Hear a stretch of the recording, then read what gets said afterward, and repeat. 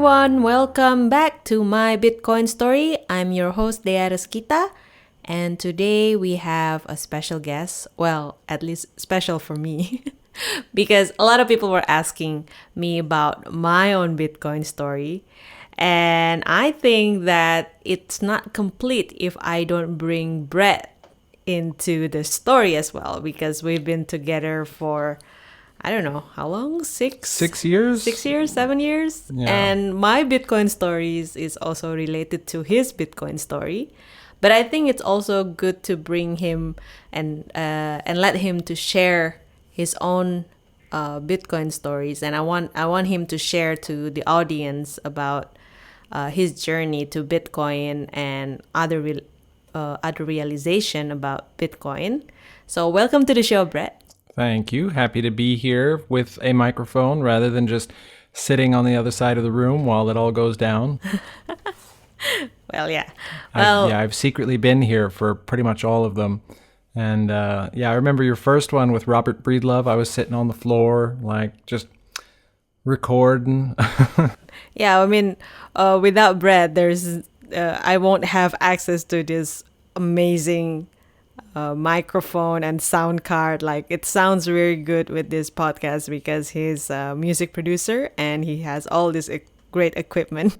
Yeah, it took me a long time to get all this stuff, and I was always like, oh, what do I do with it? And then Dea's just like, one day, I'm doing a podcast. And it was like, all right, cool, here you go. Here's everything you need, you know? Okay, so yeah, maybe Brett, can you share to the audience, maybe before we start your Bitcoin story, tell us a bit about your background. My background. Okay, so I'm originally from Utah in the United States. Grew up in a fairly middle-class family there. My father was a police officer. My mother was a stay-at-home mom. I get this question all the time. Yes, I grew up Mormon. And then after growing up, I decided I was going to go to school. So I went to school for theater and cinematic arts, and then also took a bunch of music classes because I really wanted to know how to compose music. And I took theater because that was the only way for me to get a scholarship. And then but I mean, music was really the thing that I wanted. So, and it was weird because I was the only person, as far as I know, that took any music theory classes at that school who was not a music major and did not play any musical instruments. So they thought I was pretty weird, and I had to get all sorts of special permission in order to take the class. And I think they expected me to drop out after one semester because, nobody wants to take music theory. But no, I went for the whole 2 years through the whole music theory program and enjoyed school. And then after school, I actually had to drop out of school because, I ran the calculations when it came time, and there was just a point where I couldn't get school for free anymore. And like scholarships were up, grants were up. And, so I was facing either a bunch of student loan debt to go ahead and continue school and then somehow have to figure out how to pay that back. And when I found out that doesn't go away from bankruptcy, I was like, what is going on here? So before college, I had gone and taught English in China for a while. So, when I dropped out, that's what I did. I just went back to China and I taught English there for a while. And then after that, I moved to New York City, and because I'd always wanted to go to New York City, I was a big theater nerd. So, like Broadway, that's the cool place to be. Ended up not doing anything with Broadway. I think I did a little bit of, can't remember what the name of the position is, stage director or something like that, for one little off-Broadway production with one actor and one actress. And, it was all right. The rest of the time in New York was just kind of, just me in a big city with, just trying to figure out life.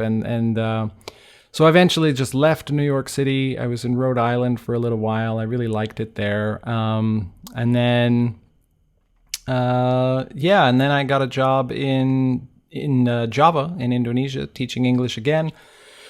Really decided I did not like teaching English. I just don't like teaching English all that much, but it was the only way I knew how to travel, so I did that. And then after that, I took my first vacation to Bali, and kind of the rest is history. I've just been like in Bali since then, just doing whatever. Yeah, like I would like to touch base about your story that, you drop off from school and then you decided not to take any student loan. Yeah, well, it's a bit deeper than that. Like, not only did I not take a student loan, I've also never had a credit card. Growing up, my mom and my dad, they were always fighting all the time, and it was always about finances, and it was always about credit cards. And it's just like I could just see them. They were living off of credit cards, paying off one credit card with another credit card, and I don't even remember exactly how it all happened because I was so young, but I remember there was like a bankruptcy that came into everything, and it was just this awful dark shadow over everything. And I just remember thinking, I don't want any part of that. I never really wanted to have a big corporate job with a bunch of bosses and strict stuff. And, like, I just wanted to be free. I just wanted to be happy. And I was convinced that it could be done. But the kind of unwritten rule is, it's just kind of a law of the universe, is if you want to be free and you want to be happy and you want to do it without debt and without the institutions, you have to produce more than you consume, and you have to generate legitimate value for people. And you can't just be caught in this illusion that hard work is value, and you can't be caught up in this illusion that hours spent on something equals that kind of value. You in the quote real world, you get your ass handed to you a lot if you think like that. So it was a real struggle for a long time, and I really spent many years going, oh my gosh, am I choosing this right? Am I throwing my whole life away by not living in the system? Especially here in Bali, there would be a lot of people that would come over, and they just seemed like they just had tons of money, and it was just always like, wow. But you watch people long enough, and you see, most people, it seems like to me, are very much trapped in debt. And I never wanted to have debt. I'm okay having debt if it's something like really cool, like you take out some debt so that you can get an asset, and then you take that asset and you do really cool stuff with it so that it generates a cash flow and a lifestyle. But a lot of people are not doing that. A lot of people just using it for consuming, right? Yeah, most people are just consuming, and they're taking out more debt than they're actually earning. And it just boggles my mind that this is so widespread and so prevalent. And it's really shaped a lot of my life, I guess. And is that why, like, this perception about debt made you decided to get Bitcoin? No, not necessarily. So the first time I heard about Bitcoin was right at the tail end of college. I can't remember exactly how I heard about it, because I don't remember exactly what it was, but it could have been from a couple of places. I had a roommate who had some friends, and they were like really computer programmer kind of tech geeks, and I was a little bit of a tech geek with them, but I was the tech geek that couldn't code. So, I was a bit on the side of things. But I remember like there was a there was a yearly auction at the college where they would sell off the old computer equipment. So we all gathered up as much money as we could, and we went there and we bought up all the computers that we could. And we bought like 13 computers, and we stripped them all down and built up like 4 or 5 computers that we could then sell. And I ended up with one computer that I could sell, and I made just enough money to cover my rent and was like, yeah. But at some point, they told me about how you could mine Bitcoin. And so I took my shitty little, $600 Walmart laptop, which was my computer at the time, and I was like, oh, you can make money. So, they gave me the installer or something to run the code on the computer, and I ran that little puppy all night, just fans blazing, And I woke up in the morning being like, all right, yeah, let's see how much money we made. And it was like less than 1 cent. I mean, and I was just like... But maybe there was like quite a big amount of Bitcoin at that time. I don't know, because I didn't really know anything about it. I just thought like, oh, okay, I can get some money just by running the computer. I mean, at that point, I hadn't been introduced to really anything about banking or libertarianism or, the stuff that really gets people in, So then also around that same time, I started listening a little bit to The Dollar Vigilante with Jeff Berwick. I don't know what it was, but something about him was just kind of fascinating. It was just really weird to see this guy like so against the system, and he would just sit there with this view in the background, smoking cigarettes and talking shit, and it was interesting. And then Stefan Molyneux was also on my radar for some reason at that time, and I was thinking like, wow, how cool is this? There's some kind of like philosopher, and he was really big into Bitcoin. But the concepts were just really big and over my head, and it took me years to really start understanding it. But I remember the first time it really clicked with me was when I was in Java. And I just remember like it clicked, and I kind of went, and I understood enough about banks, and I understood enough about the system and nation states and blah blah blah and computers, and and I just remember thinking, whoa, this thing can change the world. This can take everything we've ever known and completely get rid of so much of it and bring so much that we've never known in. And that was when I really started to get it. And then I remember it was with you when I finally bought my first Bitcoin, because when I'd moved to Bali, I had just met you, and and I remember being like, it just became a pressing need, it was just like, I could really feel it. It was like this urgency, like, I got to get Bitcoin. I remember going to you, we got to get Bitcoin. And you'd be like, okay, yeah, but how, and we just went around in circles for a couple of months until, I don't remember how, but we heard about a Bitcoin ATM. No, yeah, it was, you've been like pointing it out, like we have to buy Bitcoin. I personally know about Bitcoin when I was like traveling around Southeast Asia. And then I was in some kind of a cafe or bar, I forgot, in Cambodia. And then this was like in 2014. Yeah, this is in 2014. And I heard about Bitcoin before, but this is the first time when I saw in a cafe where they say Bitcoin is accepted here. So I thought like, wow, what is that? And then the barista was just telling me, oh yeah, it's just internet money. You can pay it like, like PayPal. And I'm like, oh, that's cool. But that's the only thing that I know about Bitcoin. And then, when I met you, and then you keep like talking to me like about, hey, we have to buy Bitcoin. I guess the universe just like answered this prayer.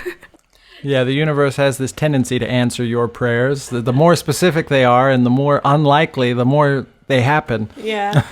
So what happened is that we were in Ubud. I think we just moved in Ubud, and then there is a co-working space called Ubud.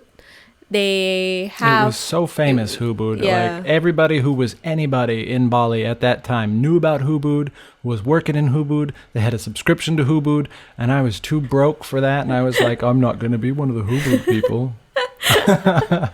But they have the Bitcoin 101 at that time. I forgot the guy who teach the Bitcoin 101. And then the cool thing inside of Ubud, they have Bitcoin ATM. Yeah, and as soon as you told me there was a Bitcoin ATM, and I was like, wait a second, you mean we can just show up with cash and feed it to this machine and scan a QR code and we've got Bitcoin?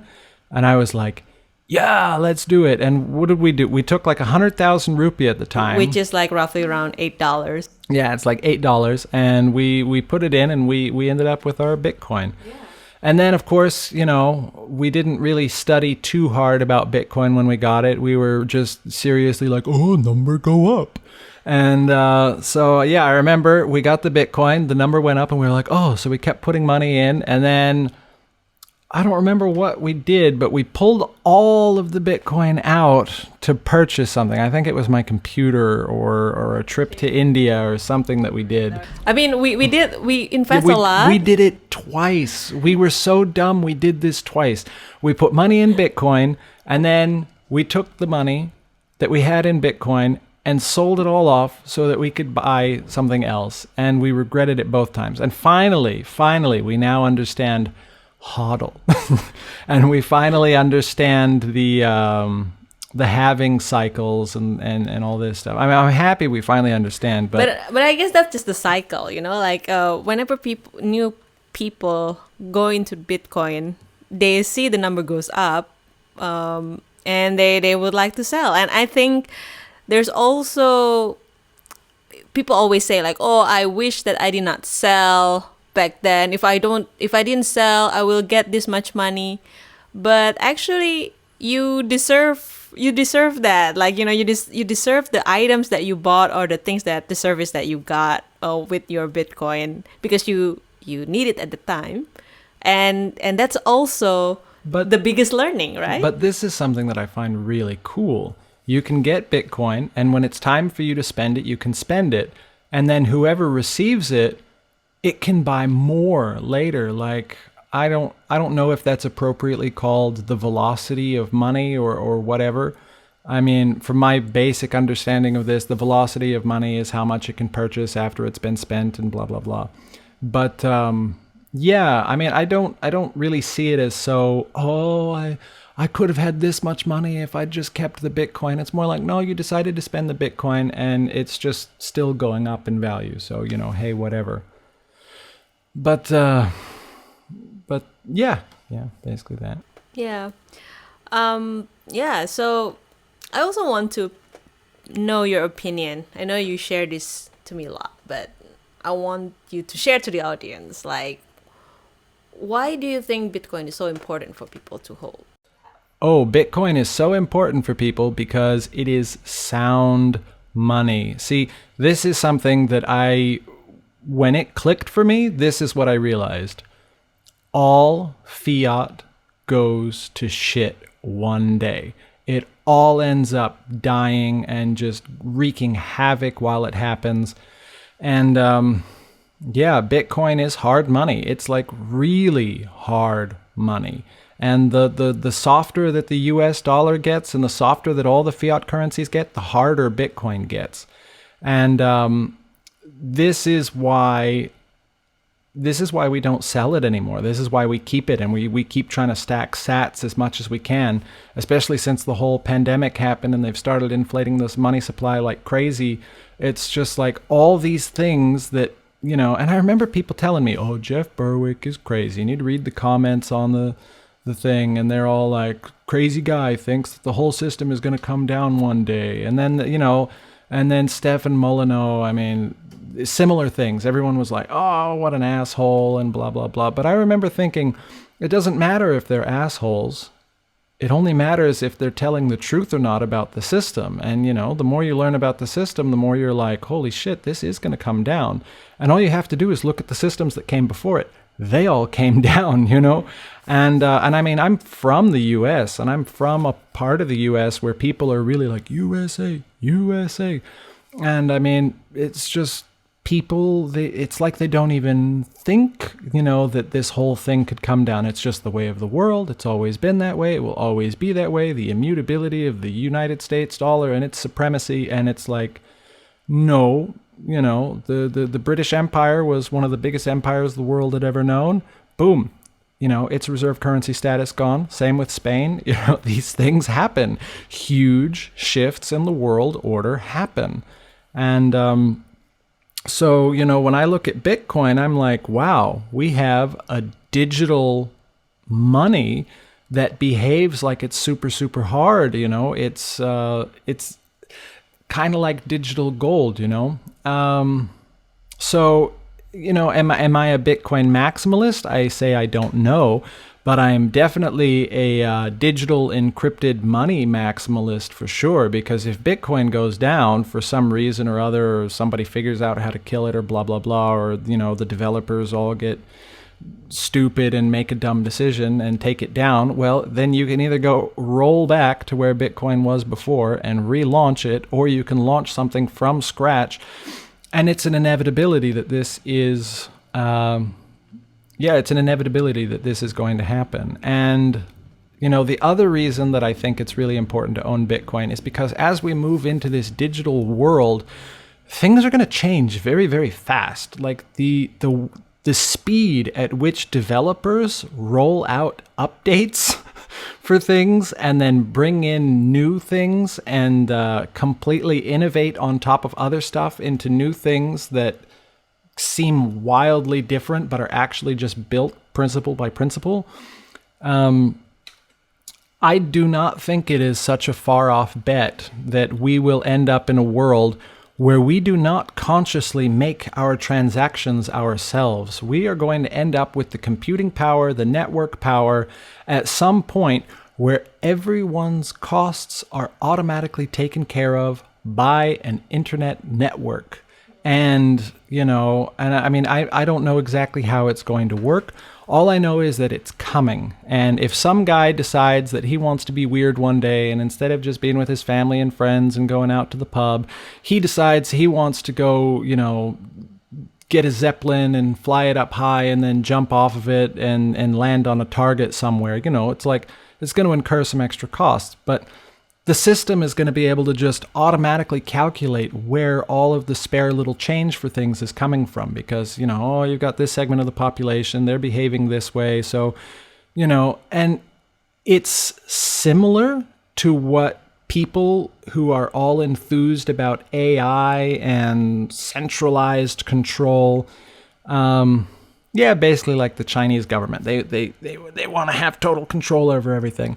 But you don't need that. I mean, I just think it's going to automatically happen, I mean, not automatically happen, but just people doing what people want. And when the people doing what the people want are developers who can do what they want because they're basically internet wizards who can just make reality as they see fit, I just really think that we're going to end up with that, where everything ends up calculated and cared for without us having to consciously do it. I mean, if you just look at like how Lightning Network is going, Lightning is a very complex way of doing stuff, but the wallets are coming out with updates and things where it's getting more and more simple and easy, where you just have to interact with it on a very minimal level just to get what you want, and all these incredibly complex things happen in the background.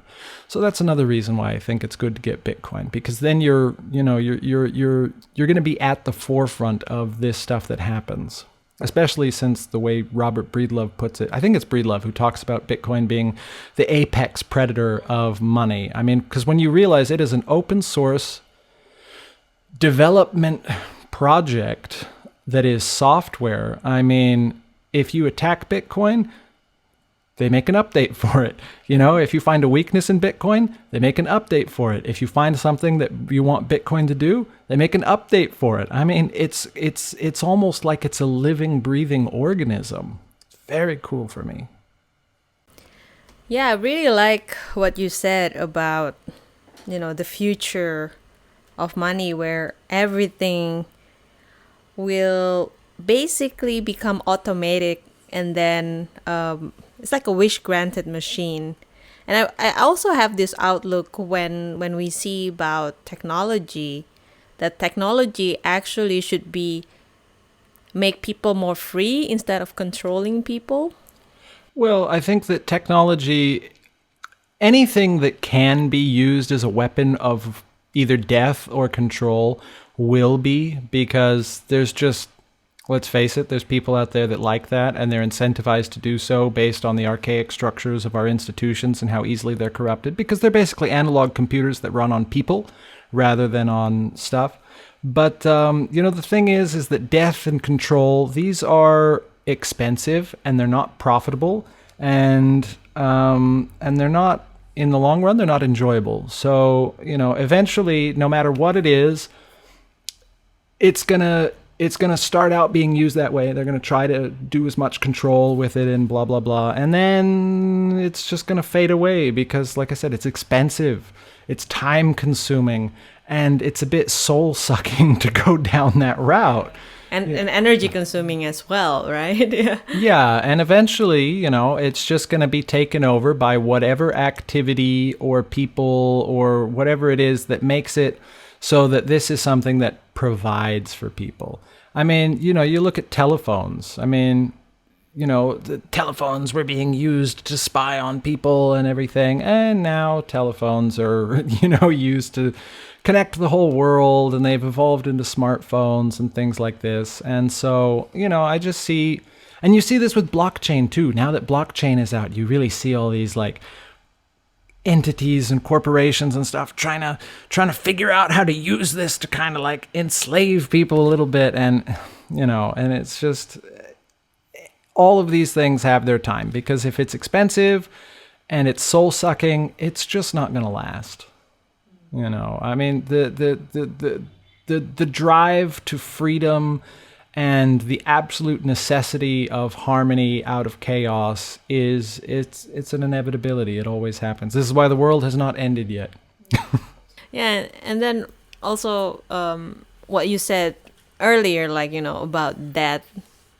Well, I like what you said, that many people, instead of being productive, they just consume. And what I see right now in how Bitcoin is created, like through mining, that's why it's called proof of work. You have to produce, you have to work, you have to collect all of this energy and then store this energy, so then the money that you are using is not leaking, quote unquote. Yeah, and I mean, it's funny to see how many people don't really understand this. This idea that, okay, so all these little computer machines are working and they're drawing power from the grid, and then a Bitcoin is created, and they just don't understand how this is like valuable. And it's like, of course it's valuable. I mean, you've just spent all this energy making this thing. You can't take something that took less energy and expect it to exchange for the same rate. It's just not going to happen, because the harder it is to make something that people want and is useful, the more value it's going to have in relation to its scarcity. Like, this is just, it's just basic for me, But, like I said, there's a lot of people, they don't live in the quote real world, I see this in like academic institutions like colleges and things like that. It's just so removed from the world in a lot of cases. People that have spent their entire lives, their student career and then their working career being in there, because everything is just so tied in with the state. And it just, yeah, it's a weird world, where value is not set the same as it is everywhere else. Do you think the state is gonna be gone? I think the state as we know it is going to be gone, but I think the state is going to have a place. I really just think that they're just going to have to become service-based industries.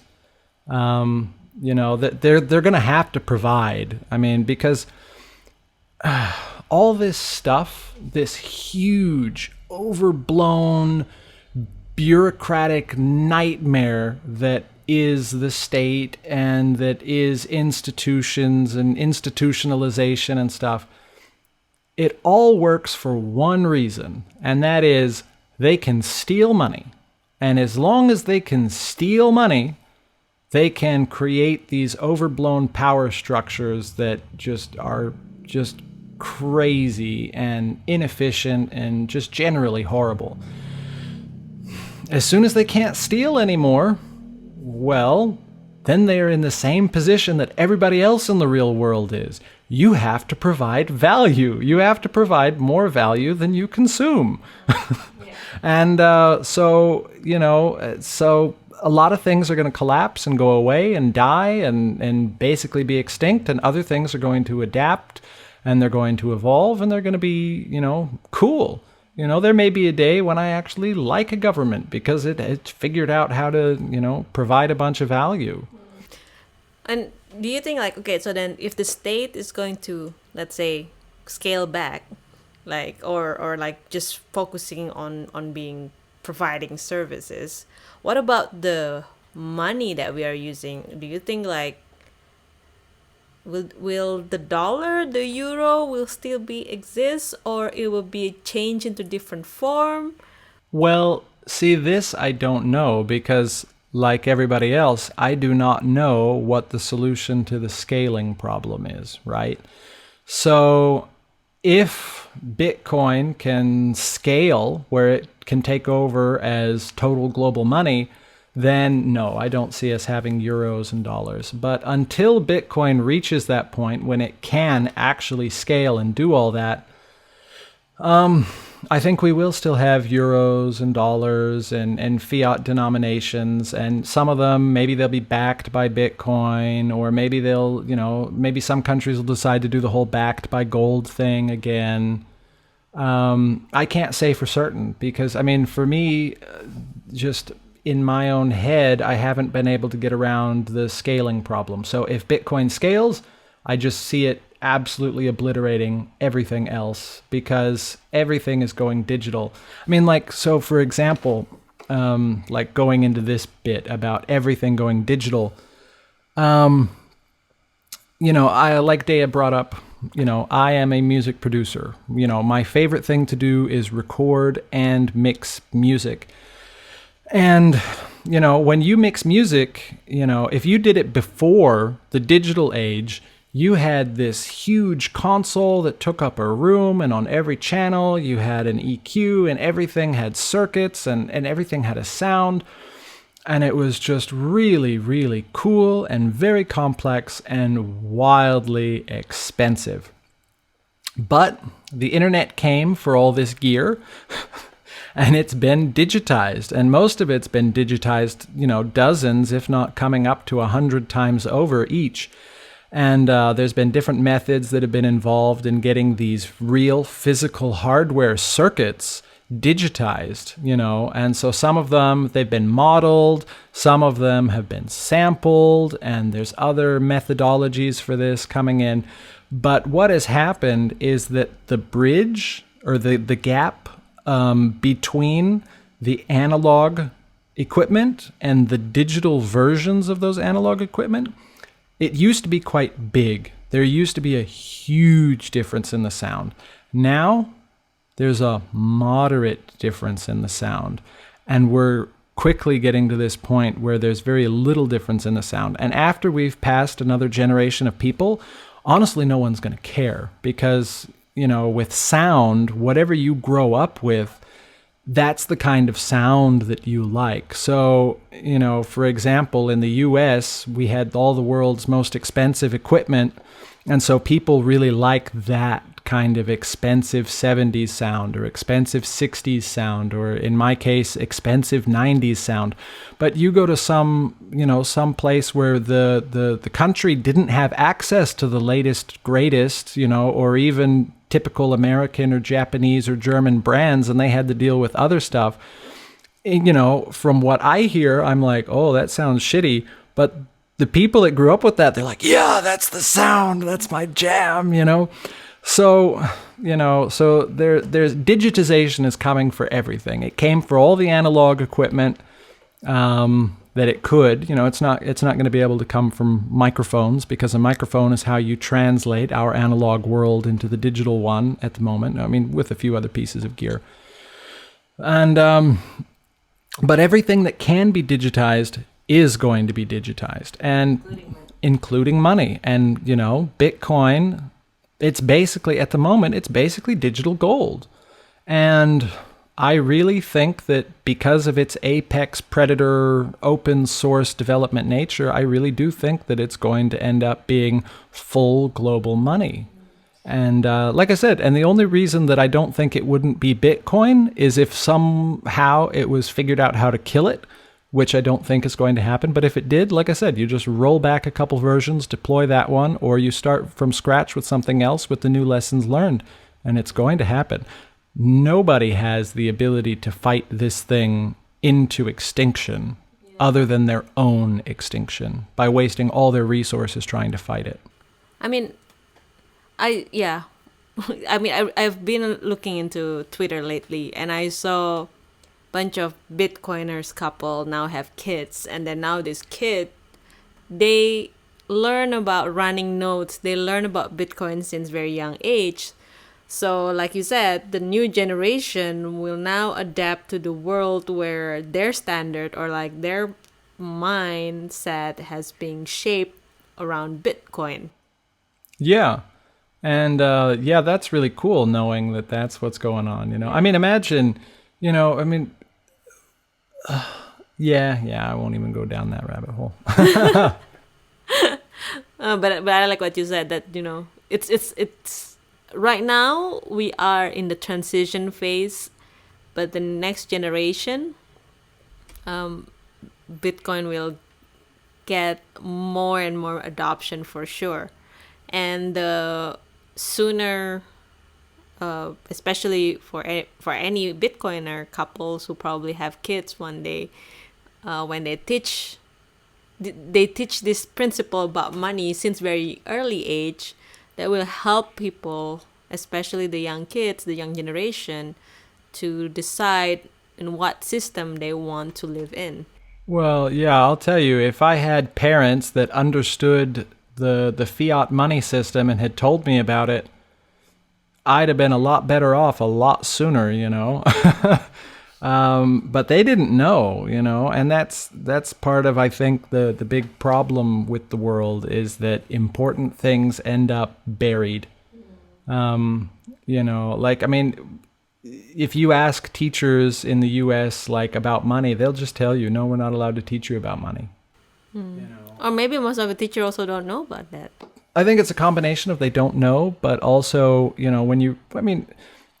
public education is technically state-run education, and the state doesn't want you knowing their dirty secrets. Yeah.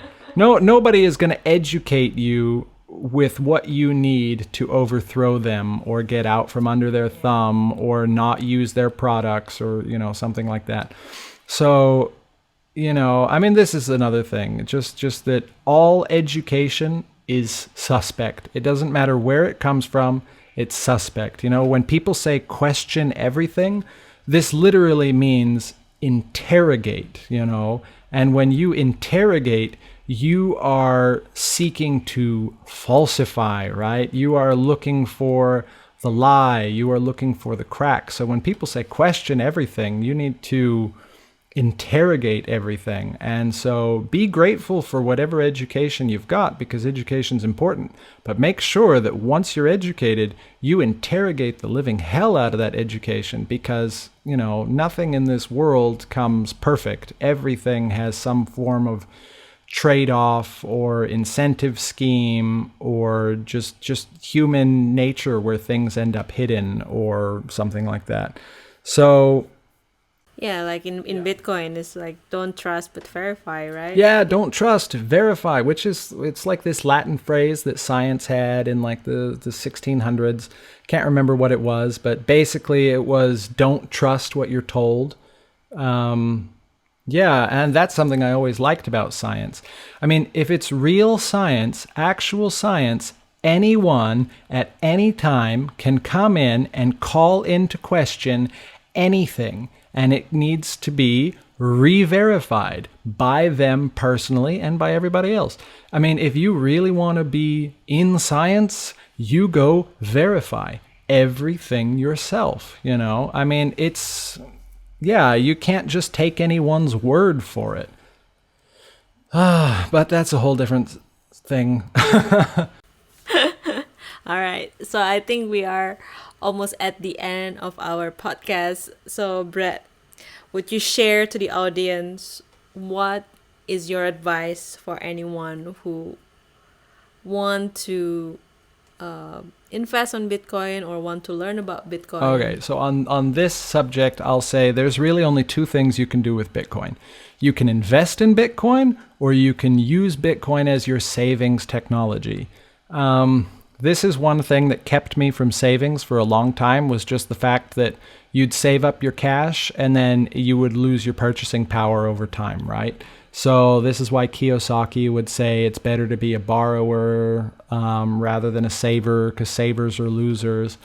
And yeah, and I really see that. But, so if you have a lot of money sitting around in cash that you have saved, or you have some kind of asset that you put money into that, you're really wondering, like, why do I still have this? Like some piece of land somewhere, or a sports car or something that's just sitting in a garage. If you have money to actually invest, well, then yes, you can take it, you can put it in Bitcoin, and you can get a really good return, because as far as I can tell, Bitcoin is the highest performing asset in the history of humankind.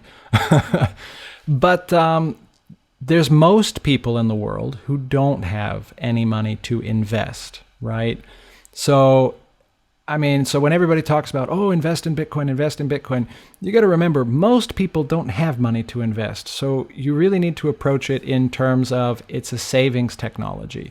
So my advice for most people, and I know this is going to sound harsh for people that are really broke, but I have been really broke. I have actually been homeless before. Oh yeah, please tell the story. It's just once I got robbed and then had to sleep in a park for a few days until I got a job as a chicken, wearing a chicken costume for, and then I ended up getting unhomeless by dancing really well in the chicken costume at the concert. And yeah, long story short, I ended up having a job for the whole summer, and I was only, homeless for a couple days because of it.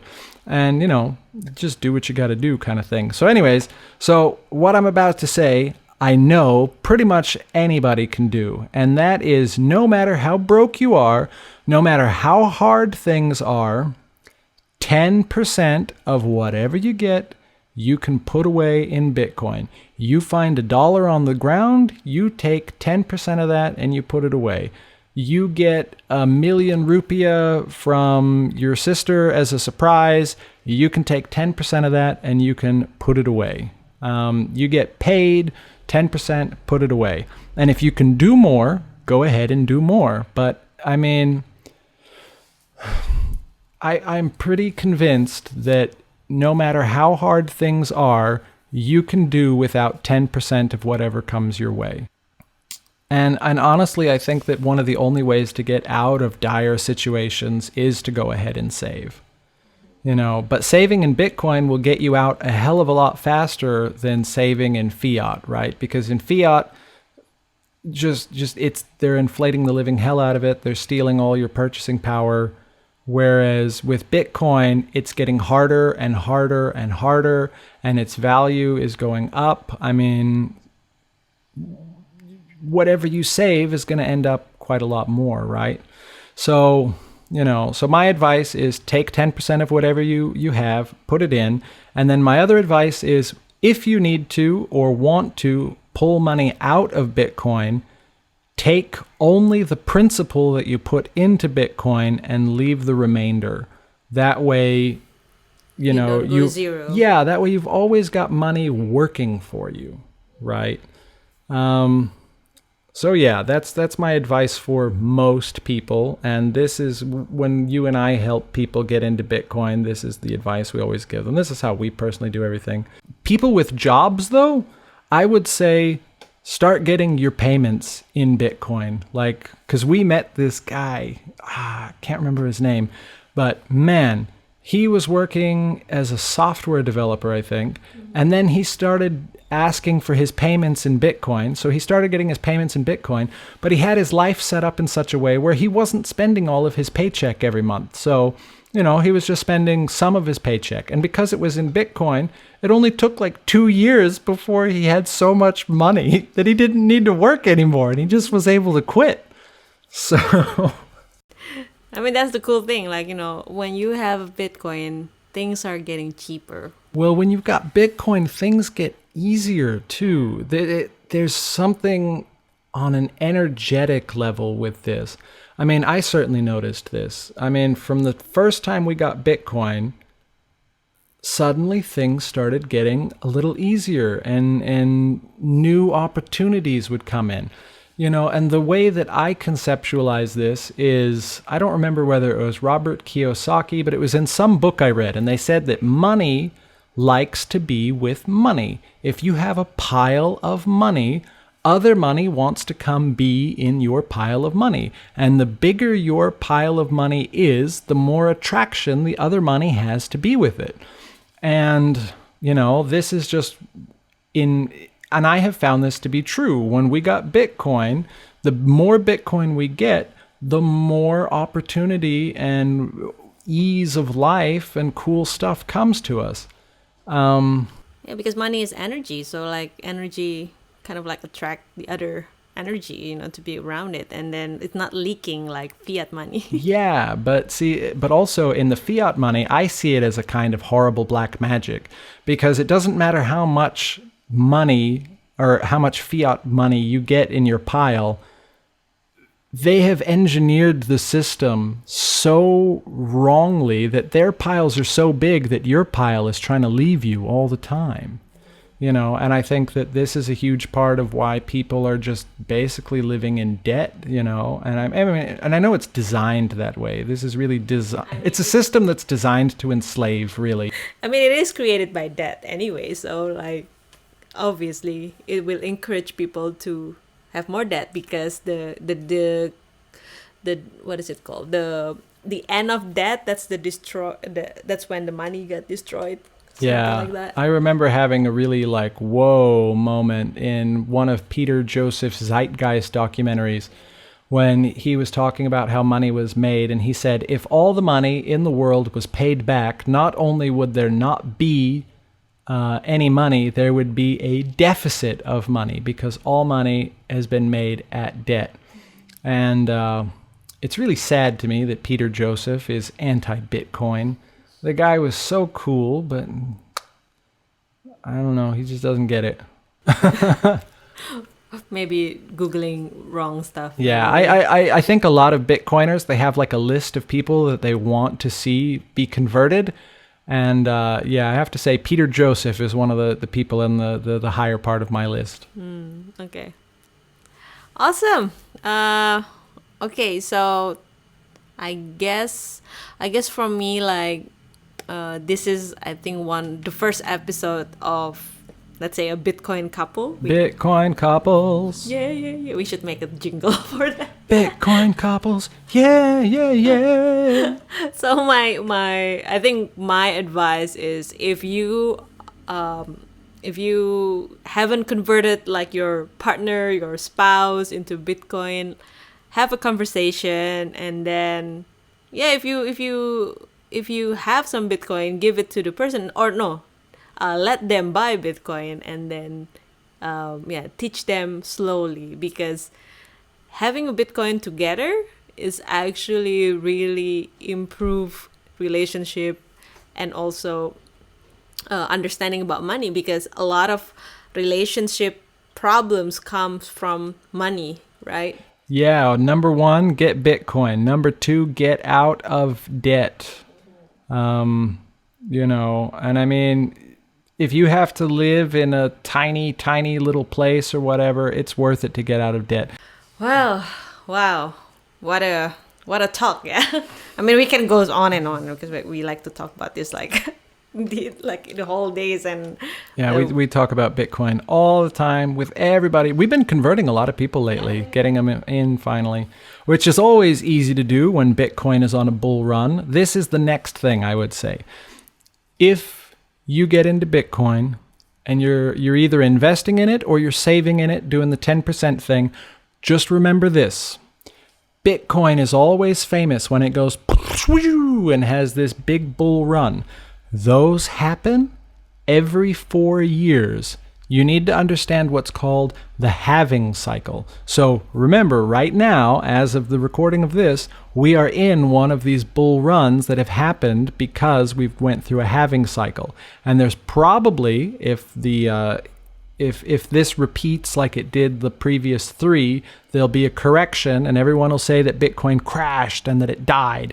That is the ticking time bomb. You know that once Bitcoin has corrected and everyone is saying it's dead, that's when you got to stack sats like your life depends on it, because you have 3.5 to 4 years to just get as much as you can, because when Bitcoin finally hits that next halving, it usually takes 6 months after the halving, and then Bitcoin just goes wild. So, we had our first Bitcoin bull run when Bitcoin was doing the whole 600 to 10,000 thing. And then it went back down to like 3,000 or something like that. And now we're in our second one where Bitcoin's really, and we understand the halving cycle now. So just remember, if Bitcoin crashes and everyone's saying it's dead, that is the biggest blessing you can have when it comes to getting more Bitcoin. And, take 3 years and live like an impoverished monk. Do whatever you have to. Stack the living shit out of those stats at that time. Sats, not stats. Stack the sats, yeah. Yeah. Or dollar cost averaging, that's probably the... Dollar cost averaging is also a really good one to do. But yeah, if you understand the halving cycles, you'll be well on your way. All right. So thank you so much for listening to my Bitcoin story. And thank you, Brett, for sharing your story. It was very, very enlightening. Awesome. Well, thank you, Brett. And thank you, everyone, for listening. Thank you for having me on, and thank you for using my equipment. Yeah. All right. Well, bye-bye, everyone. Thank you for listening to the My Bitcoin story. Stay tuned for more episodes and click that follow button.